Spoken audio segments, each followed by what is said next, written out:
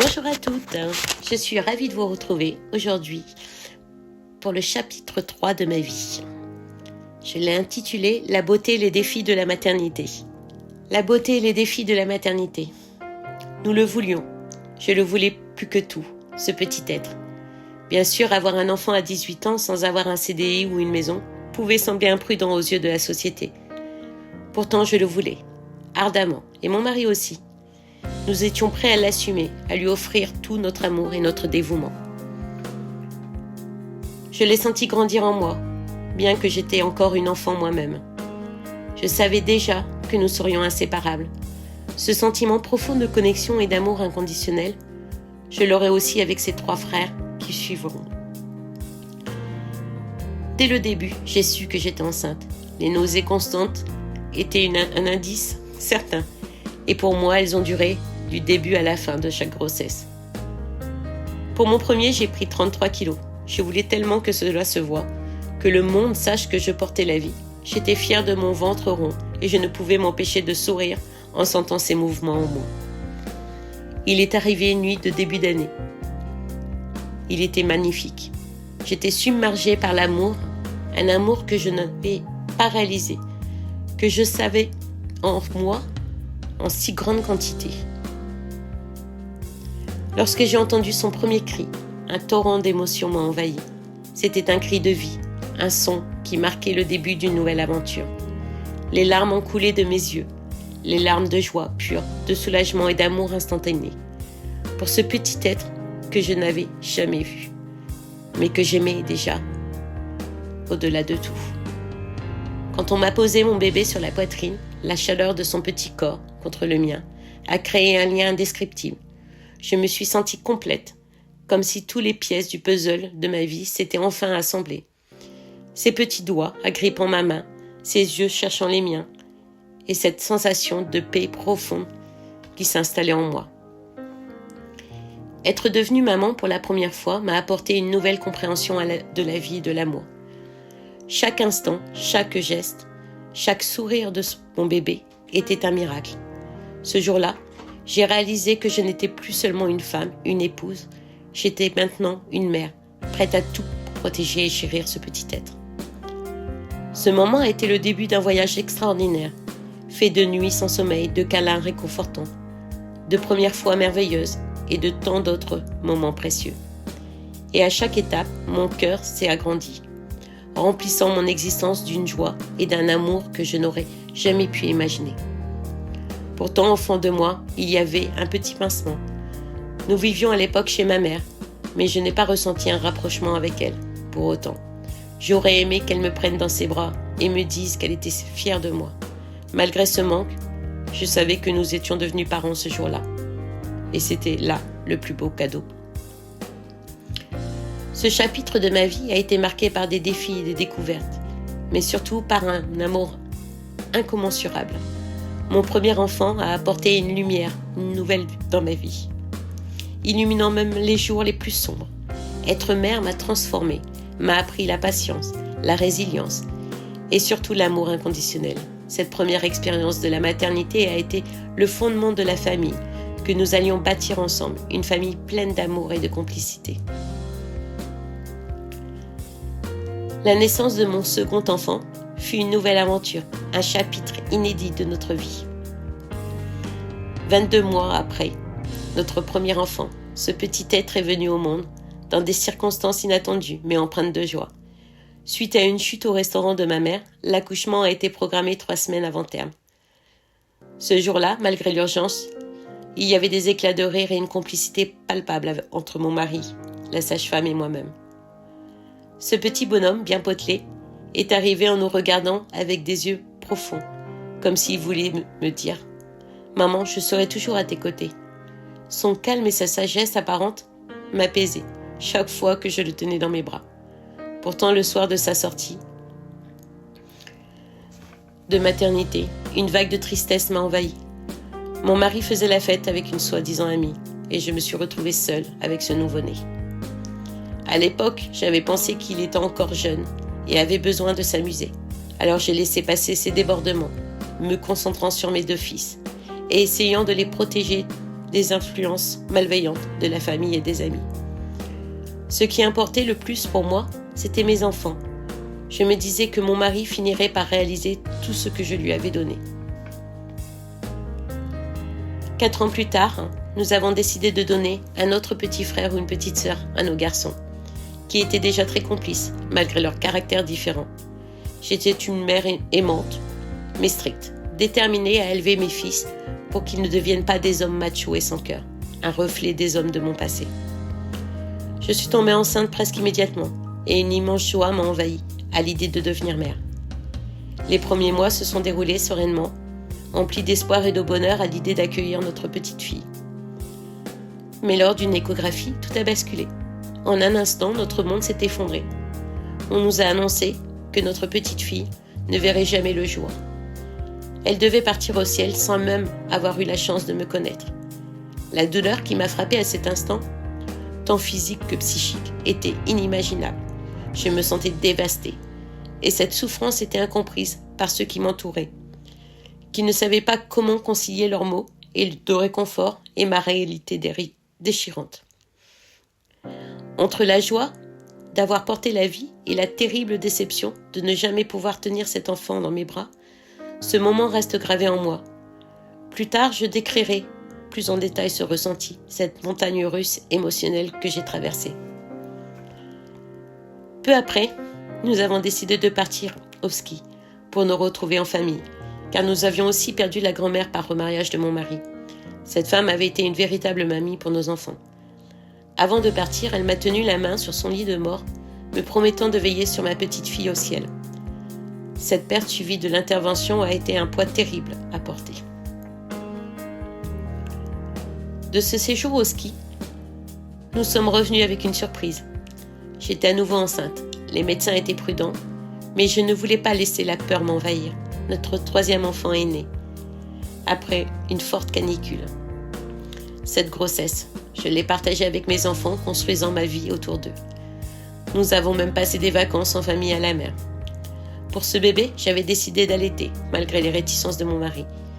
C'était un petit bout, plus petit que ses frères, car nous avions dû déclencher l'accouchement suite à des soucis de santé que j'avais, et qui causaient un empoisonnement. Il était brun, avec beaucoup de cheveux, et une petite jaunisse. C'était un bébé calme, à partir du moment où il était dans les bras. Mon 4e enfant est arrivé quelques années plus tard. Cette grossesse a été particulièrement difficile pour moi. Malade du début à la fin, avec un diabète gestationnel et des tensions familiales importantes qui me provoquaient de l'hypertension artérielle. Pour la première fois, j'ai dû m'arrêter de travailler, dès le 1er trimestre. Le seul bon souvenir que j'en ai, c'est notre virée au Grand Prix de Monaco, en VIP, grâce à ma belle-sœur qui nous avait offert des accès. Après une hospitalisation de 3 semaines, j'ai dû subir une césarienne en urgence, car son petit cœur lâchait. Avant de partir au bloc, mon mari a demandé au médecin si ça allait. Celle-ci lui a répondu qu'elle allait faire de son mieux, mais qu'il fallait y aller. Nous nous sommes embrassés, les larmes aux yeux, sans savoir ce qui nous attendait. Je remercie ma copine, qui en entendant la voix de mon mari au téléphone, a fermé son salon de coiffure, pris sa moto et est venue le soutenir et accueillir notre petit garçon. Nous devions le mettre en couveuse pour renforcer ses petits poumons. La paralysie temporaire suite à la péridurale a été une épreuve supplémentaire pour moi. J'avais tellement peur de ne plus jamais remarcher. Malgré ces défis, chaque naissance a renforcé mon amour et ma détermination. Mes enfants sont devenus le centre de mon univers, ma raison de vivre. J'ai appris à naviguer entre les joies et les peines, toujours avec bienveillance et émotion, construisant une famille soudée et aimante malgré les épreuves. On ne naît pas parent, on le devient. Être maman est un rôle qui se construit, jour après jour, au fil des premiers pas de l'enfant, des apprentissages de la vie courante et des moments partagés. Pour nous, il n'y avait pas de grands-parents disponibles pour garder les enfants dès que nous en avions besoin. Alors nous faisons tout avec eux. Pour leur montrer qu'une femme peut travailler et élever des enfants, j'ai continué à avoir un emploi, m'arrangeant toujours pour avoir des horaires compatibles avec les leurs. J'ai participé à de nombreuses manifestations scolaires, étant élu parent d'élèves et même présidente de l'association des parents d'élèves. Partout où leur vie les menait, j'étais présente. Nos garçons ont fait partie d'un club de course à pied. Le mercredi soir et le dimanche matin étaient consacrés aux entraînements et aux compétitions. Les dimanches matins étaient souvent parfois froids, parfois boueux, même remplis de bons souvenirs. Nos enfants ont rapporté de nombreuses médailles et coupes. Au début, chaque trophée était une fierté. Mais avec le temps, les étagères encombrées en avaient un peu perdu leurs éclats. Cependant, ces moments en famille étaient inestimables. Notre second fils nous a offert de magnifiques victoires, comme celle de champion de France. Mon seul regret était de ne pas toujours pouvoir l'accompagner à cause de la maladie orpheline de son petit frère. Mais son père était là pour le soutenir. Les vacances étaient notre moment privilégié. Un temps sacré pour nous retrouver et profiter de chaque instant ensemble. Nous ne faisions pas beaucoup de sorties durant l'année, mais le camping était une tradition estivale incontournable, que j'ai appris à aimer grâce à mon mari. Ce mode de vie nous permettait de passer plusieurs semaines dans le sud, où nos enfants pouvaient s'amuser librement loin du quotidien. Chaque été avait son lot de souvenirs inoubliables. Lorsque nous descendions dans le sud, nous réservions toujours une partie de notre séjour pour nous, notre petite famille, mais aussi une semaine pour les sœurs de mon mari, qui venaient parfois nous rejoindre sur le camping. L'année où nous sommes partis avec les copains et des enfants, c'était encore plus spécial. Nous avions aussi ma belle-sœur, son conjoint et leur petite fille de 4 mois avec nous. Les rires, les joies, l'amour partagé lors de ces moments de convivialité restent gravés dans nos mémoires. C'étaient des souvenirs marquants remplis de bienveillance et d'attention, car je tenais à ce que chacun se sente bien, entouré et aimé. Le bien-être des miens était ma priorité et je veillais à ce que tout le monde trouve sa place dans cette grande aventure. Cet été-là, je me souviens particulièrement du jour où j'ai conduit seule pendant 17 heures avec mes 4 adolescents et un enfant de 4 ans pour rejoindre notre destination. C'était épuisant, certes, mais rempli de rire et de complicité. Une fois arrivés, nous avons monté les tentes et comme à leur habitude, nos ados n'avaient qu'une idée en tête, faire la fête. Nous avons rapidement dû rétablir quelques règles, surtout lorsqu'ils se sont servis avant nous au premier repas. Dans notre famille, il n'y avait jamais de sujet tabou. Même si certaines conversations étaient parfois inconfortables, j'ai préféré qu'ils viennent me parler plutôt que de faire des bêtises en cachette.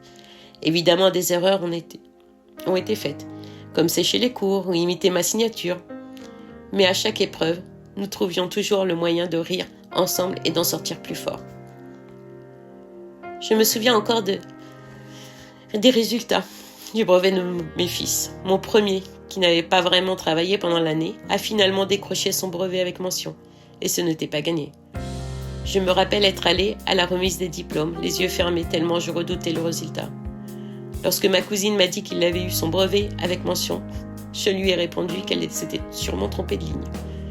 Tant cela me semblait improbable, mais il l'avait bel et bien obtenu, avec une mention. Quant à mon second fils, c'était un autre défi. Le directeur de son collège, dans son style un peu taquin, nous avait même dit, avant les révisions, que je pouvais le garder à la maison, car il n'avait pas de bac à sable à l'école pour qu'il puisse jouer. Pourtant, contre toute attente, lui aussi a décroché son brevet, de justesse certes, mais il l'a eu. Le jour de la remise des diplômes, il a été la vedette du collège. Quand le proviseur a annoncé son prénom, il a ajouté avec un sourire que, pour lui, c'était loin d'être gagné. Mais il avait réussi. Tous ses copains l'ont acclamé. Et c'était comme un moment de grande fierté. Mon troisième fils, quant à lui, était l'élève studieux de la famille. Premier de sa classe, il a obtenu le mention. Très bien, au brevet. Il n'y avait jamais eu de souci avec lui. On plaisantait même en disant qu'on ne savait pas de qui il tenait, tellement il était appliqué et discipliné. Jamais besoin de hausser la voix pour qu'il fasse ses devoirs. Tout roulait sans accroc avec lui. Quant à mon dernier, l'épreuve du brevet, c'est pour cette année. Je vous raconterai comment cela se passe. Il y a eu des disputes, des moments d'épuisement, où je n'avais plus d'idées pour le dîner. Alors c'était des céréales pour tout le monde. J'ai même cassé ma voiture 2 fois à cause du stress des matins pressés. Malgré cela, je suis fière de la famille que nous avons construite. Accueillir les petites amies de mes fils a été une nouvelle aventure pour moi. Mais avec le temps, elles ont trouvé leur place dans notre famille. Cette année, mon second fils et mon troisième ont eux aussi rencontré chacun une copine. Et la famille s'agrandit doucement. Voir mes enfants grandir et bâtir leur propre vie, tout en restant proches, est une source de bonheur immense. Chacun de mes fils a son propre caractère, mais ils savent qu'il y a toujours de la place dans mon cœur pour chacun d'eux et ceux qui choisissent d'aimer. À Noël, nous aimons offrir des cadeaux qui renforcent nos liens, comme une semaine de vacances ensemble ou un week-end dans un parc. Car ces moments partagés sont essentiels pour moi. Voir ma famille réunie et soudée est ce qui compte le plus. Être maman, c'est passer par des moments de rire, de larmes et construire ensemble pas à pas. Et ces moments en famille sont ce que je privilégie par-dessus tout. En fin de compte, être maman, c'est jongler entre les joies et les défis, toujours avec amour et bienveillance. C'est s'adapter, c'est accepter ses propres imperfections et apprendre de ses erreurs, tout en offrant le meilleur de soi-même. C'est le rôle le plus exigeant, mais aussi le plus gratifiant, car il est tissé de l'amour inconditionnel que l'on porte à ses enfants, et aujourd'hui à ceux qui se joignent à notre famille. En revisitant les chapitres de ma vie de maman, je réalise à quel point chaque naissance, chaque épreuve et chaque victoire a façonné la personne que je suis aujourd'hui. Être devenue mère à 18 ans a été un acte de bravoure et d'amour inconditionnel. Souvent perçu comme imprudent aux yeux de la société, mais ressenti comme une évidence dans mon cœur. À travers ce parcours, j'ai non seulement grandi en tant que mère, mais aussi en tant que femme. Psychologiquement, la maternité m'a confrontée à mes propres vulnérabilités. Il y a eu des moments où j'ai douté, des moments où la solitude pesait lourd. Mais la force d'un lien maternel incommensurable, le sentiment d'avoir un petit être qui dépend entièrement de moi, m'a poussée à dépasser mes limites, à toujours chercher à faire mieux pour mes enfants. J'ai appris à accepter que je ne pouvais pas tout contrôler, que certaines choses sont hors de ma portée, comme la perte de ma petite fille. Cette douleur m'a appris la résilience, la capacité à continuer à avancer, même lorsque l'on se sent dévasté à l'intérieur. Chacune de mes grossesses a été marquée par des émotions profondes et diverses. La première m'a révélé la puissance de l'amour maternel. La deuxième m'a appris à gérer les imprévus avec calme. La troisième m'a plongé dans les montagnes russes émotionnelles d'une perte tragique et d'une nouvelle grossesse. Avec mon quatrième enfant, la maternité m'a appris la patience et le lâcher-prise face aux défis de santé. Chacune de ces étapes m'a forgé, m'a appris à naviguer entre les hauts et les bas de la vie de famille. En tant que mère, j'ai dû trouver un équilibre entre être aimante et être stricte. Mon désir profond était de protéger mes enfants des erreurs de leur père, tout en leur montrant qu'il était possible d'être fort, bienveillant et attentif aux autres. J'ai souvent agi comme un pilier silencieux, absorbant des difficultés, tout en me concentrant,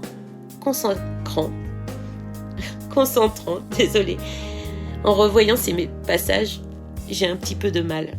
Les émotions se mélangent. Donc je vous disais, en me concentrant sur l'essentiel, leur bien-être. À travers mes enfants, j'ai découvert qu'ils avaient chacun des caractères, des besoins différents.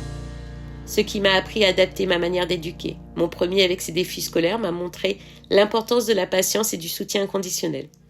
Mon second, malgré ses difficultés à réussir à s'affirmer,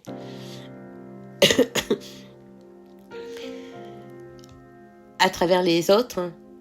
Mon troisième, studieux et exemplaire, m'a apporté la fierté de voir un enfant réussir tout naturellement. Et aujourd'hui, avec mon dernier, je réalise encore une fois combien chaque enfant est unique et combien la parentalité est un processus constant d'apprentissage. Aujourd'hui, la famille s'agrandit avec l'arrivée des petites amies de mes fils. Cette nouvelle étape me remplit de joie. Elle représente pour moi le cycle naturel de la vie, où les enfants grandissent, bâtissent leur propre chemin, tout en restant soudés à leurs racines. Être maman, c'est accepter que la vie ne suit pas toujours le chemin que l'on avait imaginé. C'est être prête à affronter les défis, mais aussi à savourer les petites victoires. Chaque rire, chaque câlin, chaque moment passé ensemble m'a appris que le bonheur se trouve dans les instants partagés, en famille. même dans les moments les plus simples. J'ai appris que la perfection n'est pas le but de la maternité. Ce qui compte, c'est l'amour inconditionnel, la présence, l'écoute et l'effort constant pour s'améliorer. En étant mère, j'ai compris que mes enfants m'ont autant appris que je l'aurais appris. Ils m'ont donné une raison de me dépasser, de persévérer et de croire en moi. En fin de compte, la maternité est un voyage intérieur, autant qu'un engagement quotidien. C'est une aventure humaine, pleine de hauts et de bas, mais tissée d'amour, de résilience et de bienveillance, que je porte non seulement à mes enfants, mais à moi-même. Aujourd'hui, je peux dire avec fierté que chaque épreuve m'a rendue plus forte et que chaque sourire de mes enfants est le reflet de tout ce que nous avons construit ensemble. Je vous remercie pour cette écoute et j'espère que chaque femme pourra puiser un petit peu de ce récit pour voir toute la force qu'elle a en elle. Merci, à bientôt.